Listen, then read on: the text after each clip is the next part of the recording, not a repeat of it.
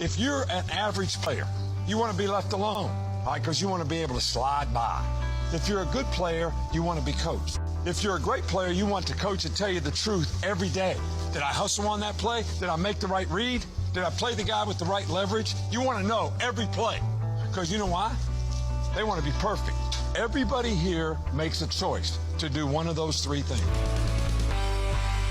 Welcome to the GOAT Consulting Podcast, a podcast dedicated to people striving to be a GOAT, the greatest of all time, serving it up in a way that you can get it in all stages of life. Hey, I'm Colby Jubenville, and welcome to another episode of the GOAT Consulting Podcast right here in studio and VC Productions in Nashville, Tennessee. We got a great show for you today. It's part two with Anna Papalia. Always at the table, my good friend Tyler Burnett, the CEO of the GOAT family of brands, the founder. We're so glad. Got to come up on the sprinter with you today. And to the left, John Byers. John is the calming force for our show. We call him the LinkedIn Whisperer. We had a great time with you, Anna, in part one of getting in the canoe with you. We want to thank Dev Digital, and we want to thank RWS Services for what they do for us to make this happen and bring cool guests. Our gift to you, since we are in the month of December, our gift to you today is Anna. Her gift to the world is this thing called the Shift Profile. I want to read the mission of the Shift Profile because I think you do it so well. Not everyone interviews the same way, which that is a powerful idea in itself, and we'll talk about that in here in just a second. Giving everyone the same advice doesn't work. And the advice that you say that we give everyone is what? You have to be an extrovert, right? Right. Well, yeah, society prefers extroverts, yes. Yeah. We believe that in order to teach people how to interview, we must first figure out what's holding you back, help you understand your interview style, and give you tools and tips on how to improve tailored to you. I have completed the Shift Profile. We're going to talk about that. We are going to talk about that. I'll hold for a second and let you know what my profile is here in just a second. But the assessment is changing the way that people are not only interviewing, but the way that people are interviewing those people to move from an artificial moment to a meaningful moment. And why does it matter? And I think if you listen to part one, if you haven't, pause, go back, listen to it, because Anna said an interview can change your life. And it changed your life significantly. It was the crux of the first part of our conversation, right? At Penn. What's that? At Penn. It did. So super cool. You have a TikTok well, not video. just one. Yeah, not just one video. She's a TikTok star. That's how I found you. But there is one that's got almost 700,000 views, or whatever the proper term is there. And I think that's right. You talk about four things that really helps increase our confidence in interviews.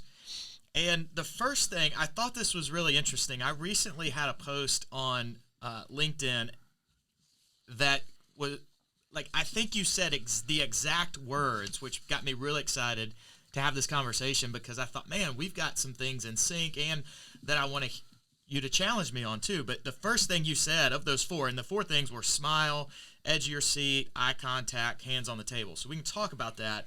But I wrote recently on LinkedIn about smiling. I posted the quote from Buddy the Elf, "I just like to smile. Smiling's my favorite." And by the way, there's this part in the show which I've thought about several times. I mean, we're in the season of Christmas, so Elf's on all the time. Here we go. Where he's reading a book and he says, "Francisco." That's so fun to say. That's how I feel about your name. Papalia. Keep saying it. Yeah. It's so fun to say. Makes you feel good. Yeah, it makes you feel better. It changes my brain like smiling. So here's what I wrote. According to a recent study published in the journal Experimental Psychology, researchers found that smiling, even a fake smile, cause our smiling muscles to contract. They fire a signal back to the brain, stimulating our reward system and further increasing our level of happy hormones, endorphins. Essentially, triggering certain facial muscles by smiling can trick your brain into thinking you're happy. I don't know. You said that, or, in your own words, when you talk about that, and I thought, it got me so excited to have this conversation. So can you just very quickly walk us through those four things and why those matter? And I can tell you've done it the entire time we've been here. So thank you for living it. Oh, Johnny. Walk the walk, yeah. Yes. I wrote an article citing that research a while back. It's pretty amazing research when it comes to interviewing better and looking more confident. It means that even though you feel really nervous, you can fake it till you make it. You can psych your brain literally into thinking that you're happy by smiling. This doesn't just happen or work in interviews, but works in any interaction. That what we discovered as scientists is that our brains are connected to the muscles in our face. We also know this through Botox patients. So if you get too much Botox, if you can't make the same muscle reactions in emotional responses, then you can't detect it in other people. So if your brain detects that you're smiling, your brain thinks, oh, we must be happy. Now, in an interview, as an interviewer, I don't know how nervous you are, right? Like all I can see is the outside. I can see your suit, I can see your body language, and I can see you smiling or not smiling. I've interviewed with so many people. I'm telling you, I've interviewed with some people that they were so nervous, I thought I was going to have to call an ambulance. Like, Wow. I believe that.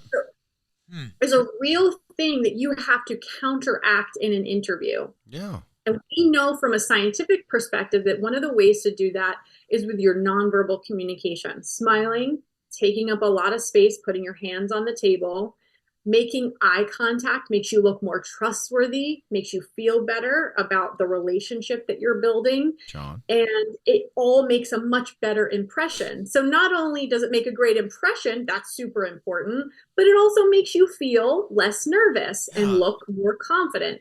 So you need to be doing all of these things in an interview, not just because it looks good, but because it's actually going to make you feel better.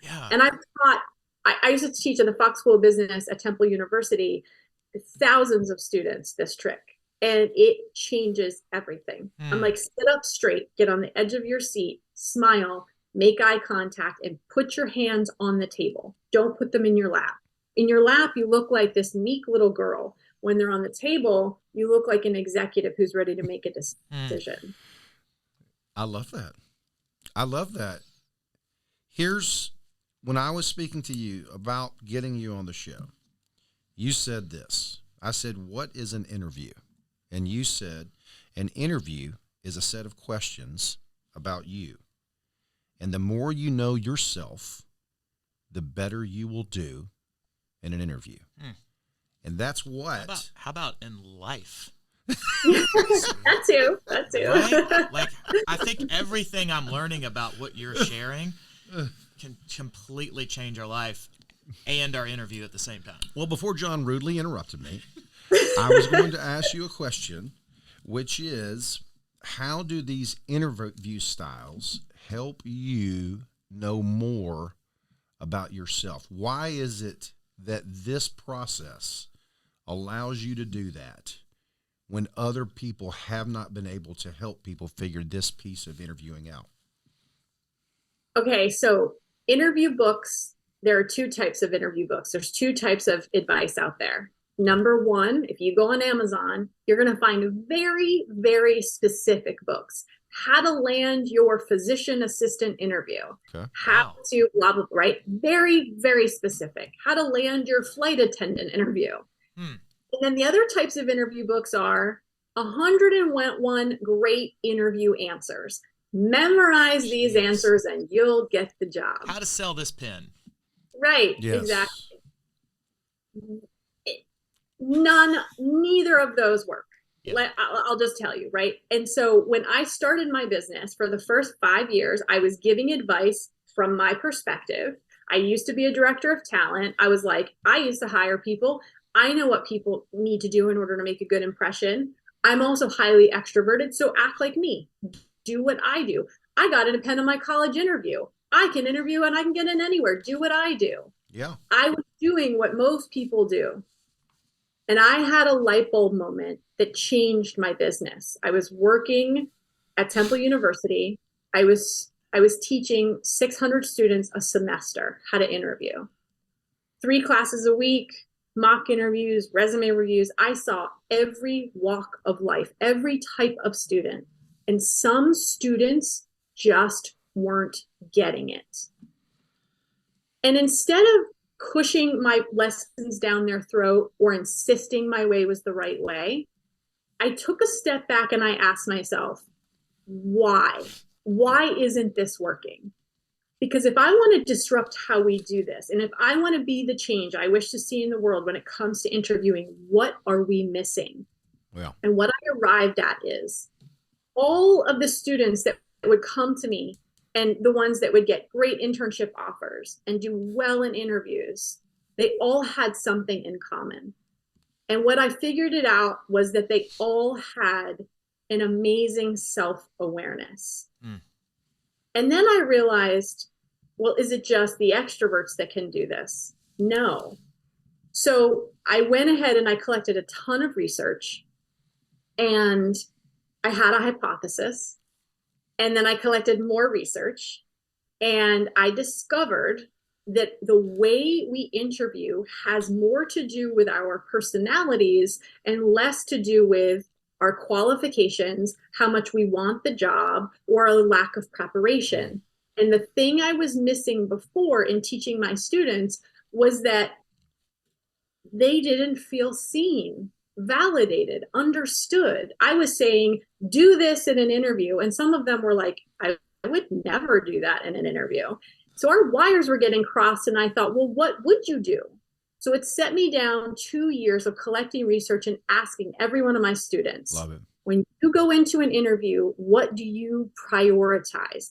How do you get someone to see you as qualified?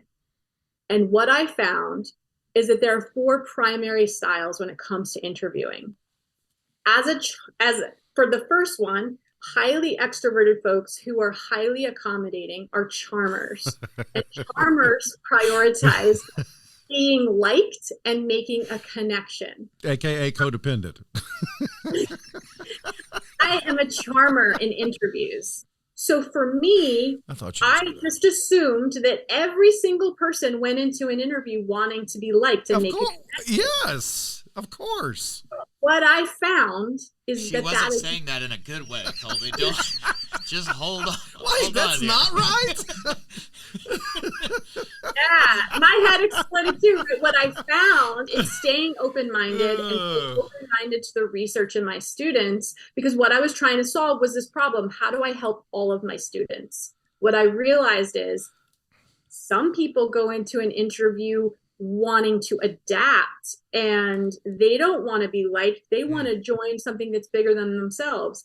Other people look at an interview like a test that they're either going to pass or fail, and they never, ever think about being liked. They focus on being qualified. And then the last interview style, challengers, they look at interviews like it's an opportunity for them to be heard and respected, and they ask a lot of tough questions. And this discovery changed everything. Yeah. I threw out my old interview textbook. I started making sure all of my students took our interview style assessment beforehand, and they received a customized 40-page personality assessment result. Wow. This is how you are in an interview. I had students coming up to me. There you go. Colby has it. I had students coming up to me saying, I don't know how you did this, but this is me in an interview. I didn't know other people did this. And that to me it's all I needed.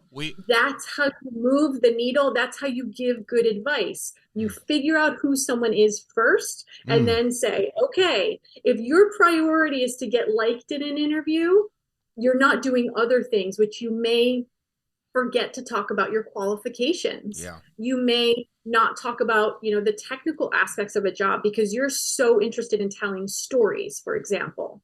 It allowed us to coach better. Everything improved. The students' engagement level, they just ate it up. And then that's when I realized this is how we change interviewing. We have to give it a language. We don't have a language. When I was a director of talent, how do you debrief after interviews? Most hiring managers say things like, I don't like him. What does that mean? Yeah. What don't you like? And I wanted to create a formalized language so we could talk about how we interview as job seekers and hiring managers in a way that is allowing people to be authentic. There's no judgment. It's not, I don't like that person because of X. How about the conversation is, Well, I'm a charmer in interviews and I prioritize making a connection. And it's tough for me to interview with examiners because they just want to talk about the job. They seldom open up, and I don't feel as though I can click with that person. All right, we got to stop the train here, because this is incredible, and we are far from over. But I want to make sure we'll say this again at the end. How do people find out more about this? You can go to my website, shiftprofile.com, and take the interview style assessment and get your own shift profile. And you can follow me on TikTok and Facebook. Please do that, and like we have done. And this is really incredible stuff. Not only is your class said this is really cool, like the world is hearing you saying this is super cool, and you're not just changing interviews, like you're changing what's happening. You know this. I don't think it's been said. What I keep thinking, though, is that you're teaching people how to have connection. And it's not just connection like somebody that's a charmer is wanting to have, but connection with certain people and how they connect with certain things within interviews and in life. And you're talking about being vulnerable, smiling, leaning in, eye contact, asking good questions, which I think is critical to any relationship, because good questions can either end, expand, or focus a conversation. And the hope, right, in a lot of interviews is to really expand the conversation, right? And I feel like what you said a moment ago, that it comes from self-awareness, like that was a huge thing for me, right? As I sit here and hear you talk about the work that you're doing, that's the foundation of being able to connect with people, whether it's in relationships, in an interview, at work, colleagues, parenting, spouse, fill in the blank, right? It's self-awareness. And then I think what you're talking about translates into every single area of life. Well, it's super impactful. You say it so many times as a business owner, and you're talking with a manager about maybe your people underneath you. It's like, they'll just never get it. They don't think like us. Yeah. And it's like, well, that's okay. Maybe we need to figure out why they think the way they think, and that could help us all connect more. And having a challenger and having an examiner and having a harmonizer along with a charmer would make the workplace better. Would it? Do you think that, Anna? Is that how you see it? Yeah, Tyler hit it right on the head. So one of my favorite quotes is a Ben Franklin quote: "If we're all thinking alike, no one's thinking." We need people that are different than us. And one of the biggest mistakes hiring managers make is that they hire mini-me's. They hire people who think like them, because let's face it, and let's be honest, hiring people that are different than you, that think differently, is harder. It's harder to manage that. It's harder to manage diversity of thought, and it's a shortcut. It's bad management to manage out different people that think differently. And ultimately, my biggest mission and philosophy in doing all of this is that I want hiring managers to look past someone's interview style and see that they need everyone on their team. We all do. And in fact, for me, in that original hypothesis thinking that like charmers were going to be the best at interviewing, I was showing my bias. It's because we all believe, and I came up to a universal truth in my research, we all believe that the way we do things is the best way. Well, we all believe that. That's right. That's not the case, right? We are all different and we need each other. And I'm writing a book on the 4 interview styles. And in this process of writing about my research and living in this for the last 6 years, what I ultimately discovered is that this has made me more empathetic, less judgmental, and more understanding that just because I don't do something that way doesn't mean it's not valuable. And most importantly, I now can think in moments like, ooh, what would my opposite do? Like, I have an employee who's an examiner. It's made you more curious. We are polar opposites. And I think sometimes, how can I tap into and be more like him right now? It's made me more balanced. It's made me more empathetic, less judgmental. And that's what I hope we all get to through this process and in interviewing. And when you develop your self-awareness, you understand who you are, But through that realization, you also realize not everyone is like me. Yeah. And that leads to a different set of light bulb moments, to your point about, well, what's my wife and my kids That's right. and my boss? And why are our wires getting crossed? Have you found that the challengers are the worst at that? Do you think the challengers think I'm the best? This is the way to do it, more so than an examiner? Everybody's equally kind of in your research. Yeah. Everyone universally thinks this is the way to do it. Well, you know, it's funny. I was talking with another guy. I'm in the artificial turf space, and there's another guy in another territory, and he was talking about he doesn't hire anybody without them taking this exam and learning like what kind of person they are. And I wonder, I thought that he was just trying to hire people like him, kind of when I first heard him say it. But I wonder if he's trying to get a bunch of different styles of people in his company. I'm going to go back to him with that. Well, he swears by it. It depends on what he's doing with the results. That's right. So there are a lot of pre-employment assessments. And if you take the results and say, ooh, this person's different. No. Well, then yes, he's trying to hire mini-me's. Or if he takes the results and say, ooh, this could balance us out, or I need another person like this on my team, then yes, that's the way to hire. That's interesting. And I love that your work is not just for those that wanting to up their interview game, but for those that, and you've said this several times, but for those that are giving interviews, to be more mindful about how they do that and how they can up their game along the way. I feel like this whole conversation has been the things we think and do not say, so we certainly have blurred the lines between that segment here, but I want to ask one question, and then before we land the plane here, I would imagine most people, and maybe I'm making this up, leave an interview and have some level of a vulnerability hangover. I was too much. I was not enough. Somewhere along the spectrum.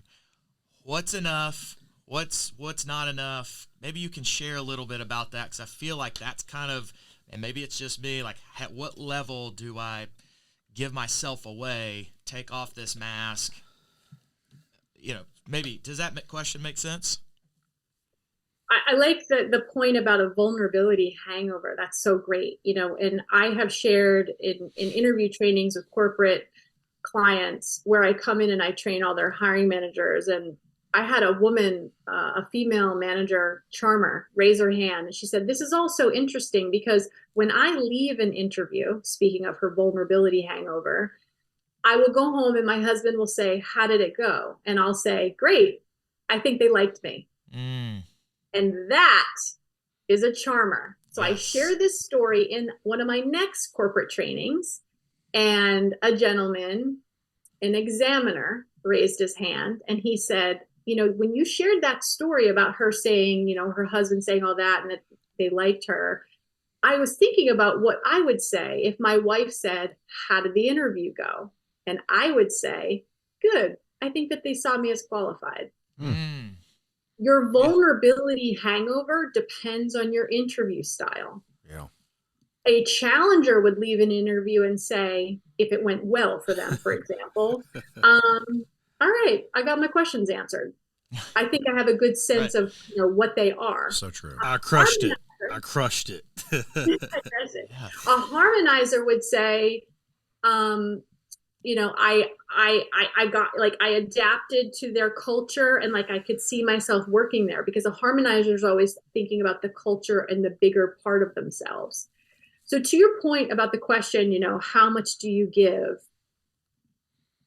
This is a personal question that changes with your life experience and your comfort levels. And there is no right or wrong answer. There is no silver bullet. I can't say all those questions, all your answers need to be 2.5 seconds. No. I've had so many clients tell me, so how long should my answers be? 30 seconds, 3 minutes? Right. No, they should just be great answers. Yeah, that's good. Thanks for saying that. One final way we're going to, are you on Spotify, by the way? I don't think so. Okay. How do you listen to music? Oh, I have a Spotify account. Yeah, I thought you meant do I not only a TikTok star, but are you a Spotify You listen star? to it. So the reason I ask is because they just came out. You don't want to hear me sing, trust me. Spotify just released this last week, maybe, their 2022 Wrapped, which I love, where you can see. I don't know if you got that, I saw that. but it tells you your top 5 songs. I would love, if it's easily accessible for you, to pull that out, Would love to hear the Anna Papalia. It's so fun to say. It is fun to say. Francisco. You did well with that. Thank you. I would love to hear your top 5. Papalia. Please. Do I pull it up somewhere, or is it just here? Well, if you go to... Oh, here we go. 22 in review. Wrapped. So if you're in Spotify, it probably would be something very close to like you're on repeat. You would have your top 5 there. Or you can look up top songs of 2022. It'll pop up in there. Okay. Thank you, Mikey. Okay, Davey. Davey coming through on the mic. I Davey love it. just bringing it out. So if you go to your search functions, We just believe that music is a universal touch point, and we can learn more about you and know what's going on in your head. What do I search in the search bar? Top what? just put in top, and the first thing that comes up should be top songs 2022, and click on It says that. your top songs, right? That's right. Yep. Here we go. All right, I'm pulling it up. Some of these are definitely not mine. Maybe my wife's got the same Somebody's account, broken into your account. What is it like? My wife. Nah, Is it Tito Fuentes? No, it's a lot of Morgan Wallen. Morgan Wallen. as Anna's pulling her up, What is yours, John? What's I've your got number one? Luke Combs. Tito Fuentes? I've got some Dirks Bentley, some Casey and the NF, Sunshine Band Dance Music. some NF, some Mine's If I Know Me. I don't even know Wallen, what number NF one. is. Tupac. Mine would be like All the right, Eagles. Anna, what you got? Let's go. What's you may number just one? have to go off the fly. It's not working for me, but I can go off the fly on this one. So like my 5 most recently top played songs. Yeah. I would say that sort of my go-tos are it's a tough one. I'm gonna go artists, okay? Yeah. Yes. Rolling Stones. Okay. Oh, wow. Rolling Stones, Amen. Beatles, Stevie Wonder. Right now, Christmas music is on heavy rotation in the house with the kids. Oh, I know that. Favorite Christmas song? What is it? I'm so bad at that. I would do the same thing. I'd be like, I don't know. Well, the problem is I can't pick because Jingle I have bells. Jingle several bells. Jingle favorites. Bells. Got it. Colby says. Jingle bells. All right. The Rolling Stones. I'll be in A woman- Philadelphia soon. I'll have to come see you. I want them after my own heart. Hey, we appreciate you taking time. What do you see in the future for the Shift Profile? What's next? What's the big thing? You got a book coming out. You continuing? Are you continuing to see companies pick this up and say we want to use this as part of how we train our people? World domination. World is domination. what's Well, on- John, you and John will get along well. I'm very interested, and I want to talk to you later. But Very World cool. domination, putting language to interviewing. My good friend Anna Papalia, we're moving from artificial moments in interviews to artificial grass over here with my friend Tyler. For Tyler Burnett and John Byers and my good friend Anna Papalia, I'm Colby Jubenville, and this is the Go Consulting Podcast.